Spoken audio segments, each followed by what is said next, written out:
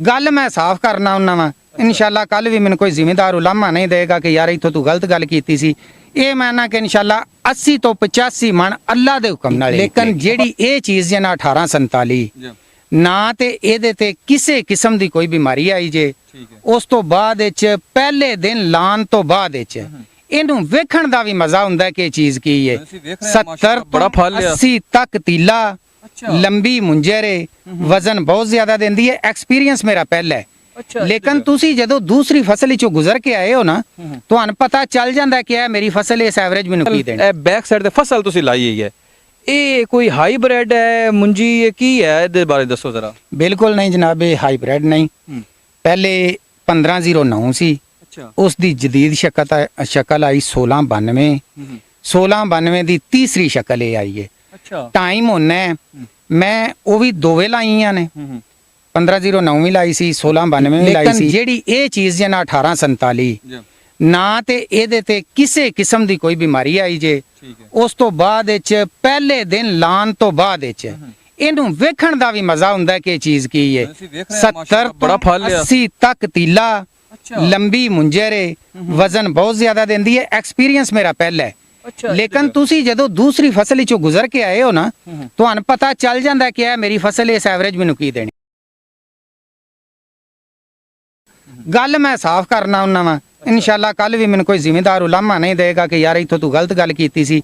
ये मैं कि इंशाल्लाह 80 तो 85 मन अल्लाह दे हुक्म नाल निकलेगी। वाह जी वाह, माशाल्लाह, है ही बड़ी खूबसूरत। अच्छा, ये चावल पाकिस्तान दा किहड़े मुल्क दा चावल है? तो पहली बारी नाम ही सुनिया है, इस साल ही लगी है, पिछले साल चो कोई नहीं वेखी। सोशल मीडिया का नाम बड़ा इसदा है। भाईजान गुजारिश ये है कि पाकिस्तान है जेड़ा, ये बारे ते जिन्हें बोलना है उस झूठ ही बोलना है। अल्लाह दा फजल है, साडे मुल्क जो कुछ आउंदा है इंडिया चो ही आउंदा है पिया।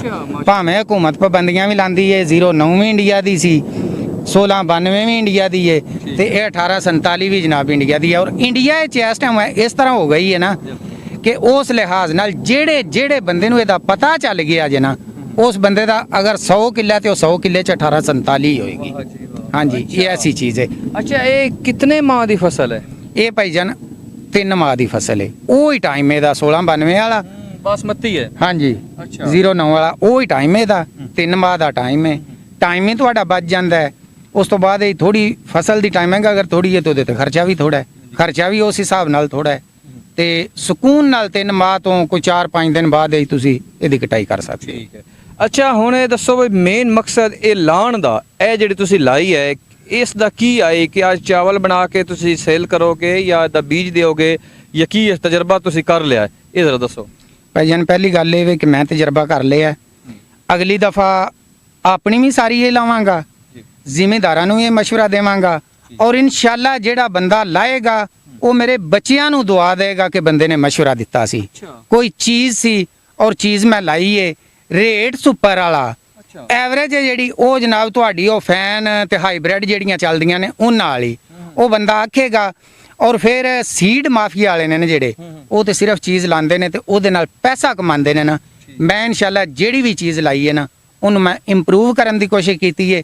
जेड़े जिम्मेदार एक दफ़ा मेरे नाल राबता कर लिया, मेरे कोई चीज़ ले ली है ना, वो दोबारा किसी और वाल नहीं किया। ते बीमारियां दी के पोजीशन इस ते अटैक बीमारियां दा कोई भाईजान अजे तक दसिया गया सी, दसन तो बाद तजर्बे च आया है ईमान उल्लाह दे ते एक भी बीमारी नहीं जी आई। माशाअल्लाह, ये बिल्कुल जी असी भी वेख्या वीडियो इंडिया दी वेखियां ना कि वाकई ये बीमारियां तो बड़ी इस दे जदीद इस तो ही की गई है।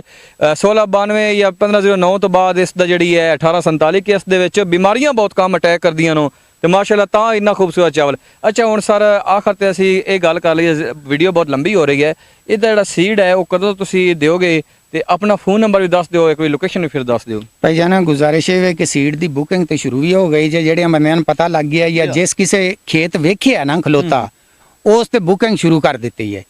रह गई गल जेड़ा हुण बुक कराएगा उन्होंने भी 1 महीने बाद मिलेगा, जेड़ा उदों आखेगा। लेकिन ये अगर खत्म हो जाएगा तो फिर तो मैं कुछ भी नहीं कर सकता, तो बुकिंग भी बहुत ज़्यादा होंगी है पई। 1 महीने तो बाद जूं ही इस 20 दिन होर इस लैने ने तैयार हो जाएगी, उस तो बाद मैं इंशाल्लाह ਲੋਕਾਂ ਦਾ ਜਿਹੜੀ ਡਿਲੀਵਰੀ ਉਹ ਸ਼ੁਰੂ ਚਲਾ ਬਹੁਤ ਕੀਮਤੀ ਗੱਲਾਂ ਦੱਸੀਆਂ ਬੜੀ ਸੋਹਣੀ ਫਸਲ ਦਿਲ ਖੁਸ਼ ਹੋ ਗਿਆ ਵੇਖ ਕੇ ਦੋਸਤੋ ਇਹ ਫਸਲ ਲਾਜ਼ਮੀ ਲਾਓ ਕਿਉਂਕਿ ਤੁਸੀਂ ਕੋਈ ਤਜਰਬਾ ਕਰ ਲਓ ਹਿੱਕ ਨਾਲ ਲਾ ਲਓ ਬਾਕੀ ਤੁਸੀਂ ਲਾਂਦੇ ਹੀ ਰਹਿੰਦੇ ਹੋ ਤੇ ਜ਼ਰੂਰ ਫੈਸਲ ਬਾਈ ਦਾ ਸਕਰੀਨ ਤੇ ਨੰਬਰ ਮੌਜੂਦ ਹੈ ਸਾਡਾ ਨੰਬਰ ਵੀ ਮੌਜੂਦ ਹੈ ਤੁਸੀਂ ਰਾਬਤਾ ਕਰ ਸਕਦੇ ਹੋ ਇਹਨਾਂ ਕੋਲ ਖੁਦ ਆ ਕੇ ਲੈ ਸਕਦੇ ਹੋ ਡਿਲੀਵਰੀ ਵੀ ਕਰ ਸਕਦੇ ਹੋ ਤੁਹਾਨੂੰ ਪੂਰੇ ਪਾਕਿਸਤਾਨ ਦੇ ਵਿੱਚ ਜਿੱਥੇ ਚਾਹੀਦੀ ਹੈ ਸਾਡੇ ਚੈਨਲ YouTube ਚੈਨਲ ਔਰ Facebook ਪੇਜ ਨੂੰ ਲਾਜ਼ਮੀ ਸਬਸਕ੍ਰਾਈਬ ਫॉलो ਕਰ ਲਓ ਔਰ ਲਾਜ਼ਮੀ ਇਸ ਵੀਡੀਓ ਨੂੰ ਸ਼ੇਅਰ ਕਰੋ ਦੋਸਤਾਂ ਤੱਕ ਮਿਲਦੇ ਹਾਂ ਨਈ ਵੀਡੀਓ 'ਚ ਅੱਲਾ ਹਾਫਿਜ਼